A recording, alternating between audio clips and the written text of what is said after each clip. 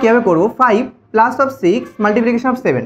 তো তোমরা জানো যে বদমাশ নিয়ম অনুযায়ী কী হয় যে 6 মাল্টিপ্লিকেশন অফ 7 এটা আগে কাজ করে, ঠিক আছে।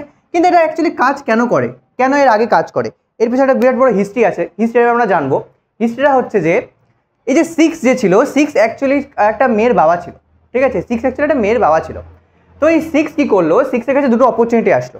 5টা ছিল টিসিএসের যে কাজ করে তার একটা সম্বন্ধ আসলো, আর 7টা ছিল অ্যাকচুয়ালি গভর্নমেন্ট জব করে তার যেটা সম্বন্ধ আসলো। তো এবার 6 কনফিউজ হয়ে গেল যে কার সাথে তার মেয়ের বিয়ে দেবে।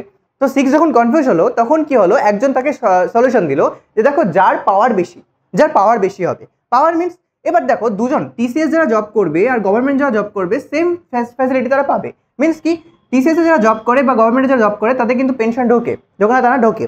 এবার তাছাড়াও এদের কিন্তু পজিশনও দুজনের সেম ছিল। দেখা গেলো এইখানে সফটওয়্যার ইঞ্জিনিয়ার ছিল, এখানেও সফটওয়্যার ইঞ্জিনিয়ার ছিল, তো দুজনে কিন্তু সেম ক্যাটাগরি ছিল। কিন্তু গভর্নমেন্টের একটা ফেসিলিটি কি, যে তার দবদবা যেটাকে বলে, সেই জিনিসটা কিন্তু এলাকায় একটু বেশি ছিল, টিসিএসের সেটা একটু কম ছিল। তো সেই লোক পরামর্শ দিল কি যে তুমি তোমার মেয়ের বিয়ে কার সাথে দাও, গভর্নমেন্টের সাথে দাও। কারণ কি, কারণ দবদবা বেশি থাকবে, মেয়ে খুশি থাকবে বেশি। তো এই কারণে কি করা হলো, 6-এর সাথে কিন্তু 6-এর মেয়ের সাথে কিন্তু 7-এর বিয়ে দেওয়া হলো। তো এই কারণে কিন্তু আমাদের মাল্টিপ্লিকেশন আগে করছে। তো এখানে আমরা কি বুঝলাম, যে সব কিছু সেম, কিন্তু এখানে একটা জিনিস বেশি আছে, কার, দবদবাটা বেশি আছে, ঠিক আছে। এই যে গভর্নমেন্টে জবে যে করছে তার কিন্তু দবদবা বেশি আছে। তো এটাকে অ্যাকচুয়ালি আমরা বলবো যে ওই প্রেসিডেন্স অ্যাসোসিয়েবিলিটি। এই জিনিসটা তোমরা সি প্রোগ্রামিং বা কোনো প্রোগ্রামিংয়ে করে এসেছো।